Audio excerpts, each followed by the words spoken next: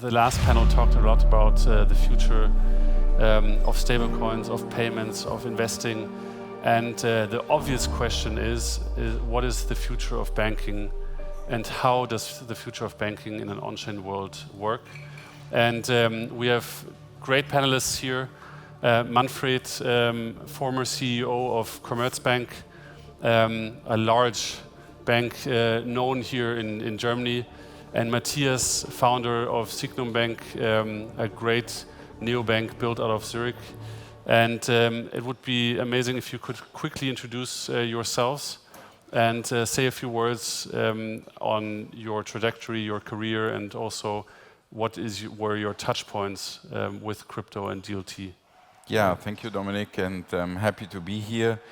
Yeah, I'm really coming from the old traditional financial industry, worked 23 years for Allianz, different CEO positions in Germany, Switzerland, and Eastern Europe, including Russia.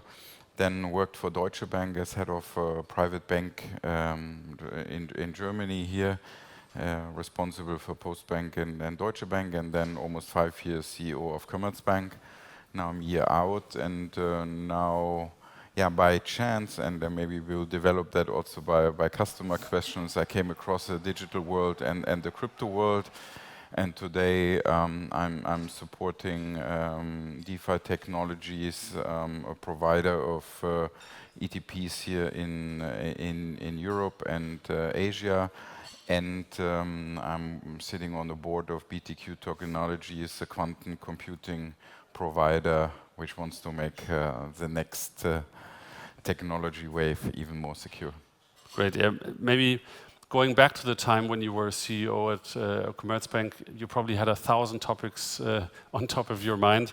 Looking back, when was the first time you heard about digital assets, and what was the aha moment for you? It became part of your strategic agenda. On the one hand, we also had our own Commerz venture funds, and some of the investments were also in the Web3, also in new technology. The problem is always there how you can transport those kind of findings and ideas in the traditional world, which is complex, but I think more enlightening were all the customer meetings I had when all the customers came to me and asked me, when can I finally invest into Bitcoin? Do you offer that? And how to go about it? I mean, when is Commerzbank offering products in the crypto space? And was there a moment also I remember you telling me that Commerzbank's main business is actually export financing. Could you talk about this and how this business model is potentially changing of what we've heard before with stablecoins?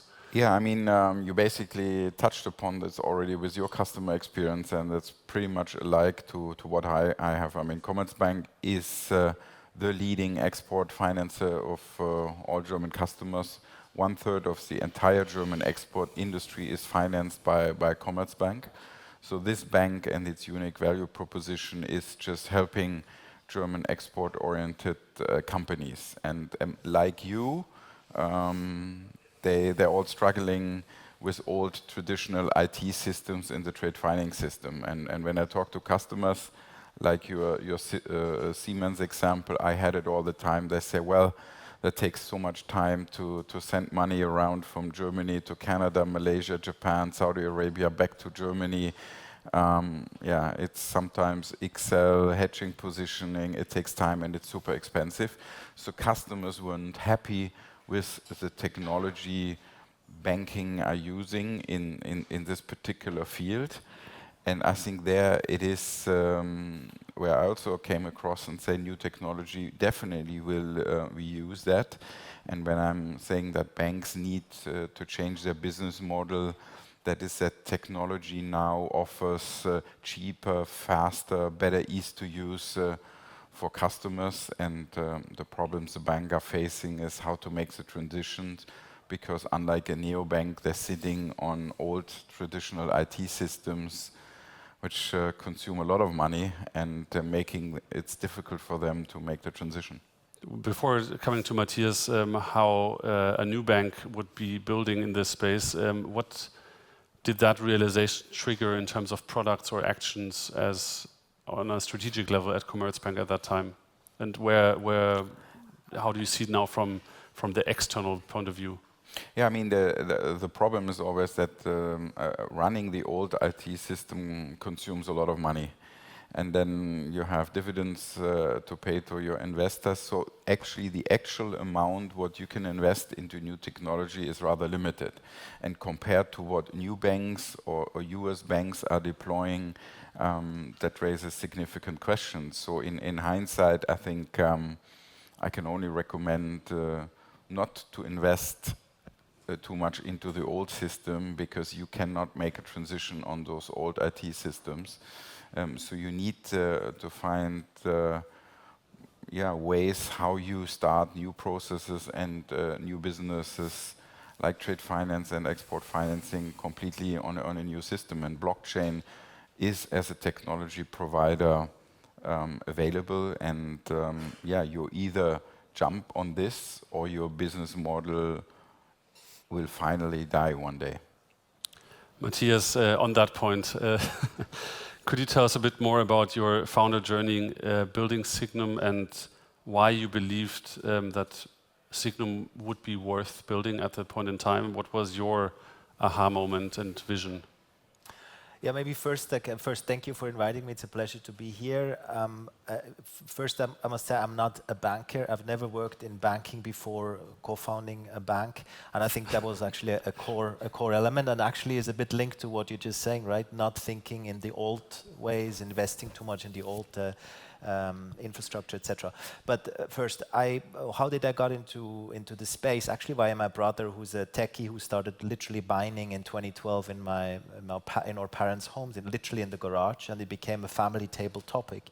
And in 2014, when then the Ethereum Foundation was launched and the first ICO, etc., this smart contract capability was then what really triggered me for it to become a 24/7 topic for me. I was at that time a consultant with Bain & Company. I did this for 7 years, then had 4 years of a stint with Ratan Tata, an Indian industrialist, to set up and run his family office.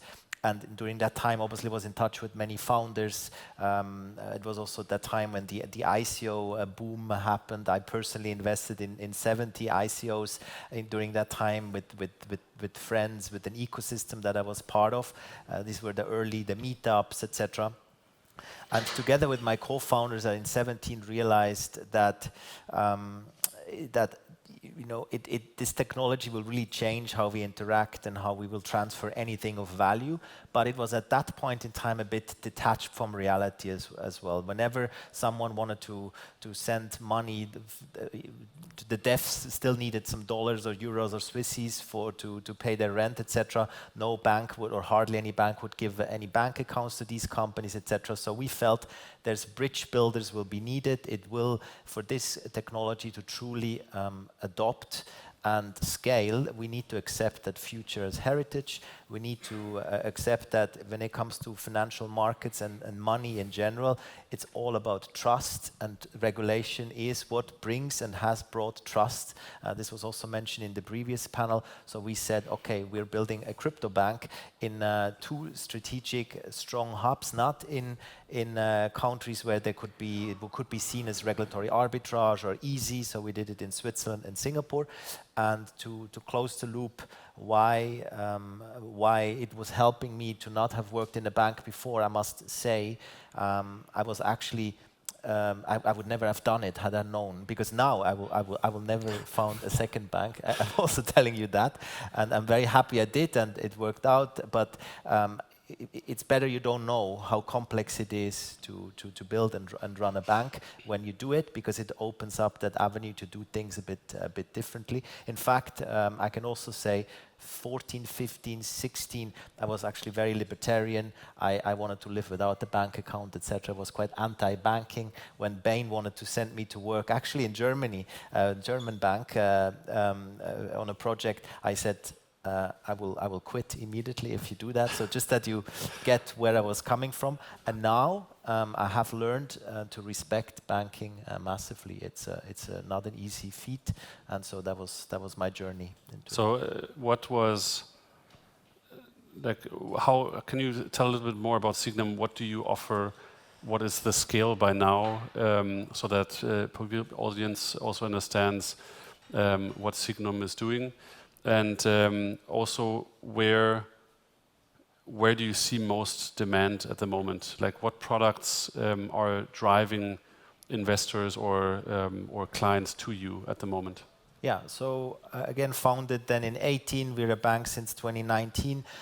We are a digital asset banking group. Today we are active in Switzerland, Singapore, but also Abu Dhabi, Luxembourg, and Liechtenstein. We're launching in Hong Kong, so clearly Europe and Asia is our focus. We are really converging traditional finance with and bridging with future finance. So we have a fully integrated tech stack, which of course allows us to be a deposit-taking bank. So we have obviously deposit banking. You can also invest in equities on our platform. But we integrate it, and that is our strategy and focus with the digital asset infrastructure. So we custodize crypto, stablecoins, asset tokens. We have a 24/7 infrastructure. That's the new infrastructure, right? Because the markets are 24/7. It's a whole different ball game across the entire value chain, not just tech, but also operations, risk, compliance, etc. And that's what we've built. So we have a derivative desk, trading and derivative desks. We have a lending desk, which also takes, for example, Bitcoin crypto as collateral and then pays out loans. We do that on our own balance sheet, but also as syndicated arranger for syndicated loans, managing the risk process. We have various asset management products, and then also tokenization stack. From a client segments, we have 3 broad segments, only institutionals, so we do not do retail ourselves. So we have a private banking arm. This is really the white glove for high net worth, for family offices that typically would use custody, trading, lending. Then we have the more insti type business. This will be the crypto foundations, the hedge funds, etc., the ETF providers, the market makers, the miners that need payment services on the traditional side, but then also topics like off-exchange custody, settlement networks, more towards prime brokerage, liquidity management solutions. And the third one is the bank-to-bank business. We have more than 20 banks that are integrated with us. And in Switzerland, for example, more than a third of the Swiss population can trade crypto via their bank, but via us in the background, so it's a white label. And we are 270 people, manage around 6 to 7 billion and about 100 million US revenues this year. Great, thanks a lot. So if you would look at that setup now, if you would still lead the bank today or restructuring a bank, how would you recommend to make a traditional bank future-proof? What 3 moves would you do in the next, let's say, 12 to 24 months if you would start today in order to make them future-proof? I mean, for a long time, banks have basically given up on payments. And I think that was a huge mistake. We see it that banks, but also the politicians say now all the payments is in the hand of US companies and how we can actually gain sovereignty on our payment. And I think for the last 20 years, a lot of German banks have given up capabilities for payments and payment settlement. And my opinion is, if as a bank you give up payment, I mean, then you're already half out of the business. So I would strongly recommend that banks try to get a loan or together with others find a way how you use technology and gain control over the payment, because at the end that is the essence and the core of what a bank was doing in the first place. And now technology offers an opportunity, what we heard about stablecoins and others, to go. So I would, even if it's not a margin good business, I would strongly recommend for banks to go into the stablecoins in order to get back the control over the payments. And we all of the banks missed out on the opportunities of neobanks or startups or venture companies building up those payments. So all what you have here in the Fund 2, Fund 3 should be relevant, and banks also then need to make a decision. I mean, they're always thinking of how can I take something from the new world and process and combine it with the old world. So that doesn't work. So basically, you need to scale up the new and basically let's die the old processes and the old technologies. And so now you see that some of those providers have double or three times the market cap of what traditional commercial banks have here. So you missed out the point on that one. But for new technologies, there's always an opportunity to disrupt and change your business model based on new technologies. I think in generally, old banks and commercial banks underestimate and do not see the power of what technology transformation and innovation will do to their business model. And when you were still at Commerzbank, your first initiative, if I remember, was crypto custody. Yeah. Like, why did you focus on that topic first, and how did this initiative work out in Commerzbank? Well, the thing is, I mean, as I said, the customers were always asking myself, can you have it, and why don't you have it? So then we started the process with BaFin, which was a 12 to 15 months process, and then we got it. But then again, you have so many stakeholder groups in the bank and outside the bank say, okay, now you have the license, but actually we don't want you to do the business. And I said, okay, so, that could be risky, that could be dangerous. And think about the reputation. And I mean, we have constructed, and it's not about my own bank, but for all other commercial banks, we have created the systems where more people inside the bank, but also outside the bank, are asking you a lot of questions and really undermining the entrepreneurial spirit. Because if the regulators say, I don't think you should do it, this is a bad idea, and they give that to you in writing, then you as a CEO have a huge problem. If you still don't care, I'll do it. Or if your risk officer says, that's probably not a good idea, or the supervisory board thinks, oh, you can do it, but I don't think you should do it, then it's difficult. So we have created a mechanism here in Europe where more people ask questions and question what you do and how you should innovate. And that makes it more difficult for the business functions really to innovate, because they are under enormous pressure. If just people say, okay, well, that's difficult, I think you should think about it twice, then to have the courage and do it, you take significant personal risks, and then let's say, well, maybe I don't do it.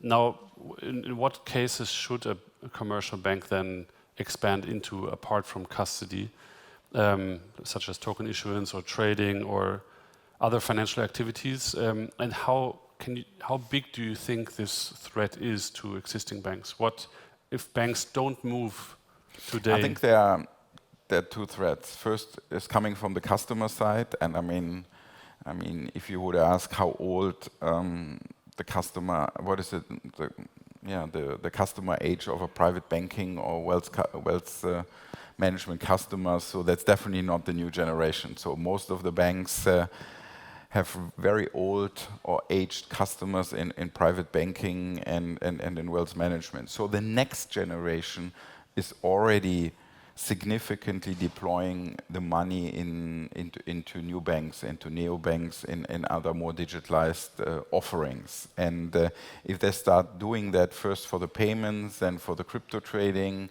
for the way how they interact with payment, then there's a huge risk when they found a company or when heritage or a lot of money is on the board that you will also lose them. So I think you should definitely watch out what kind of technology the next generation is asking and demanding, and if you do not offer that, I mean, then you have a problem in the first place. The second is technology. As we discussed it, the blockchain technology will make for customers the business a lot easier for you, and customers will no longer accept slow expensive and customer unfriendly processes. So you either jump on this technology by offering ideally a platform for all your commercial and corporate customers, or they will no longer tolerate, as your example shows, then they do it themselves, or they use the companies here you have in Fund 2 and Fund 3. So it comes from customer behavior in private and retail banking and strongly unsatisfied clients because they think the old processes are still too expensive, too difficult, and they won't accept that for a long time anymore. Yeah, thanks a lot. I will come back to that customer experience in a bit. But Mathias, because the topic is future of banking in an on-chain world, can you give us a vision and explain what on-chain world means for you? Like in the next 2 to 5 years, what is the vision for Signum, and where do you think a future bank should look like and how the customer interaction should work? What are the future services customers will look for? Yes, so first, I obviously believe that that the future will be on-chain in terms of managing assets and transferring anything of value, be it on, and that is true for both the cash leg and the asset leg, some of which was already touched upon before. In that vein, I believe also strongly in public permissionless blockchain and not private permissioned. Similar to what you've said before, in many of the boardrooms still today, obviously it's easier to converge around the essence of let's work with the private permissioned chain because then I take less personal risk. But if you look at at face value, look at the actual benefit of a blockchain, and if you compare private to public permissionless, it's to me very obvious that we will end up realizing altogether, and to some extent this is already happening if you see how it is now versus 5 years ago. 5 years ago I had to fight in many meetings why we would build on Ethereum and then layer 2s, etc. And luckily we just stuck to that because now Can you explain why? Because for the audience, maybe it's not that obvious. Well, 5 years ago, including, by the way, with big local exchanges here, etc. I remember having long meetings, but also all regulators, I must say, in Switzerland and Singapore, and the early banks that would onboard with us. It was always the discussion why we should build this on a private permissioned ledger. Why? Because this is closer to what banks know, which is you have a few servers in your cellars locked down, and you control all the flows 100%. I had even one chairman of the board of a Swiss bank saying, I would like to have all my servers in the local, as a local little mountain in Bern. It's called Gurten. Where they want to have it in there, and just that's the mental frame, right? How the boards would think it's under our control, it's our servers, it's there. By the way, to some extent, the same applies to the cloud migration in some boardrooms, and the same is there. And public permissionless, on the other hand, it's globally distributed. You have hundreds of thousands, if not millions, of nodes of entities contributing to securing the network, either via proof of work in the case of Bitcoin or proof of stake on Ethereum and other L1s. And it's just, in my view, the only way that we can truly create the Internet of values on top of the Internet of information and create scalable uniqueness. And otherwise, we'll end up in the same as we've had before. So that is for me principle number one and two. Number one, things move on chain, both on cash and asset layer. Number two, it will be on permissionless public networks.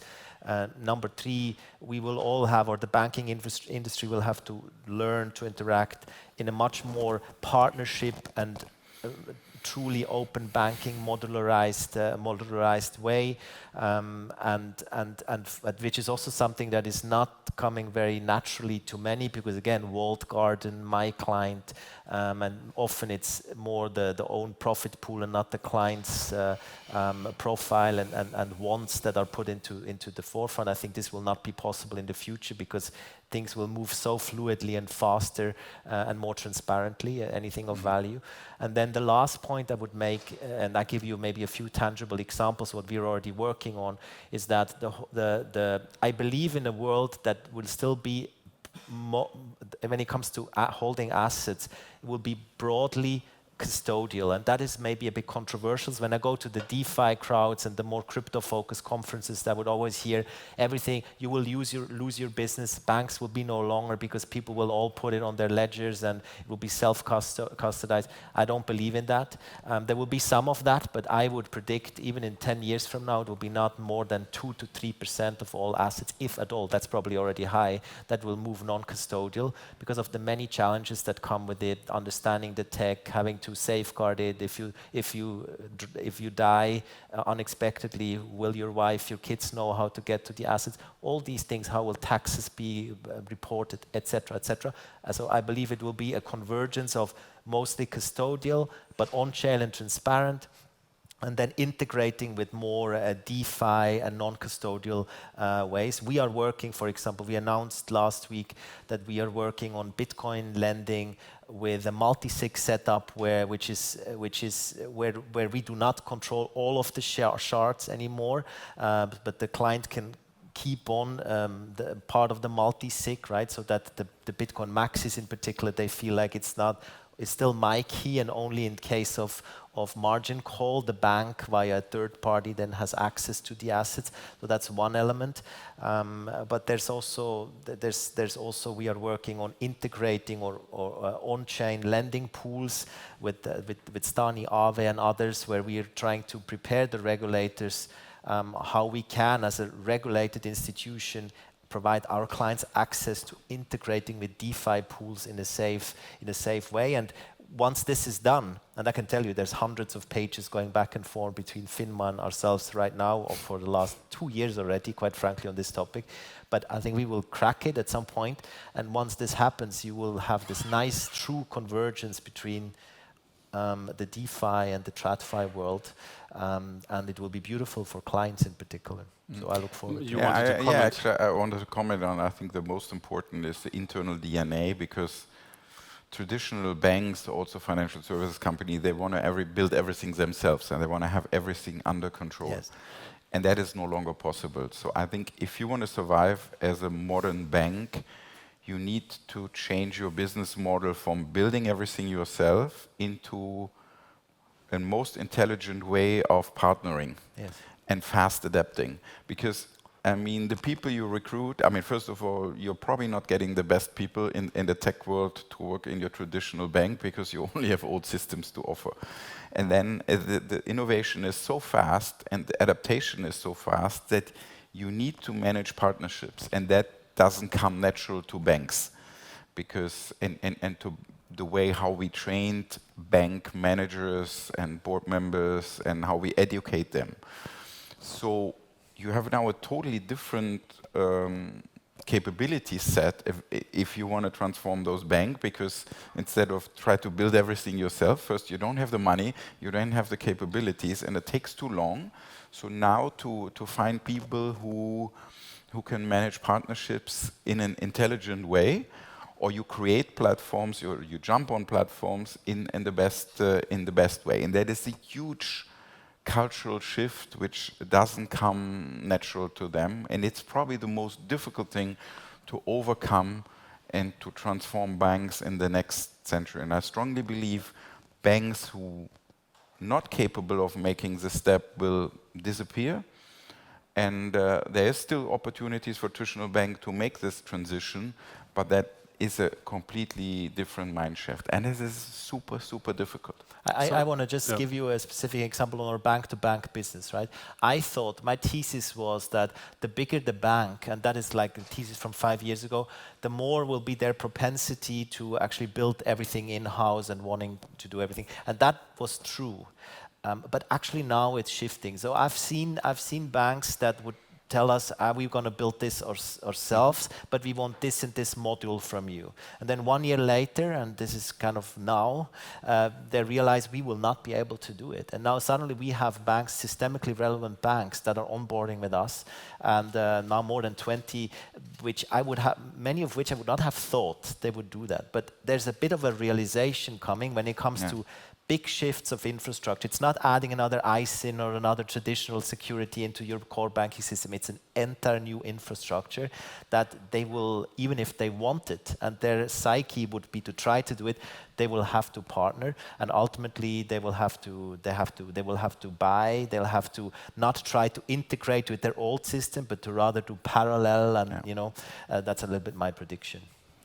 Yeah, I remember you were telling me in preparation of this panel that you had this interaction with a large German industrial client who told you about how they're testing blockchain and what that impact is. Now, stepping out or thinking back to that conversation, how is the future role of a bank then with such a client? I mean, traditional banks are the trusted intermediary between two parties, and I mean, two parties exchange goods for money, and the bank was a trusted partner that this trade could work safe, and it doesn't matter if it took some time, but the bank was a trusted partner. And now with technology, this role is no longer necessary because it goes immediately. So that to the core of what a bank does, this intermediate role is under threat or will disappear or has already disappeared. So now the bank, in order to become really this partner between the two parties, they need to jump on the technology. So they need to be the trusted role, or the intermediate role will be possibly if you offer the infrastructure and you offer the technology so that others can trade. So it's not that I say, okay, you guys trust me, that you send him money and you give him the pen or whatever. So I need to be the one, the trusted advisor, using the technology and the platform so that you can simultaneously trade. But that requires that the focus of, okay, it's most important that I have a personal advisor who carry the thing, is now driven by technology, that the bank can only choose to be ahead of technology and the best provider for customers of this exchange. And this goes instantly, digital, and simultaneously. And that requires that the traditional model of banks needs to be totally rewritten. Yeah, I think unfortunately, due to the lack in time before, we're a little late in terms of the panel, and we have a virtual speaker joining us very soon. But I just wanted to open up the questions to the audience as well, just before we're ending with the few final questions. Is there a question in the audience you want to ask directly to our panelists? Otherwise, I still... Perfect. Then I would... Yeah. Do you think that IT infrastructure will be a USP in the future, or will it be just a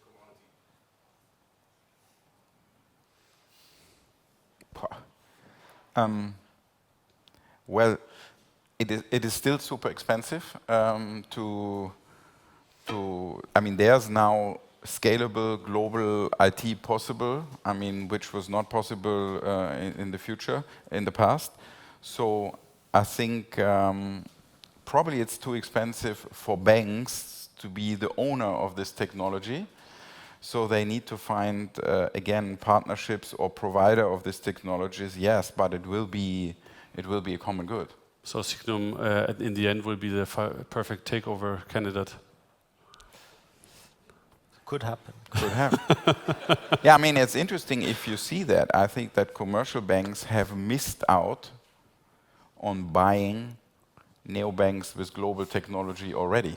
So now the problem is that they are 2 or 3 times the market cap of what commercial banks are.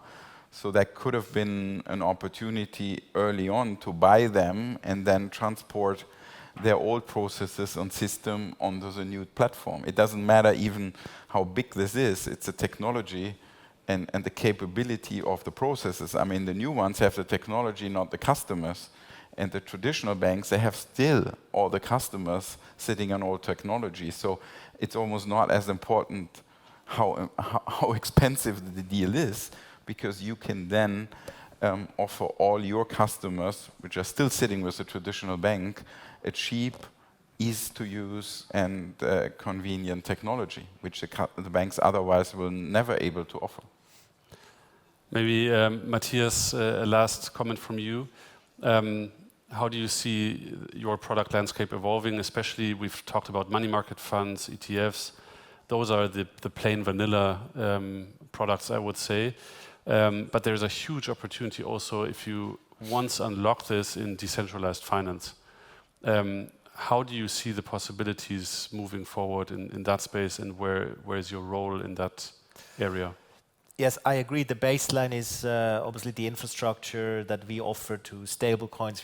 We are minter burners directly for the key stablecoin providers, for example, on our platform. So that's the base infrastructure. We have a partnership with Fidelity on the tokenized money market funds, etc.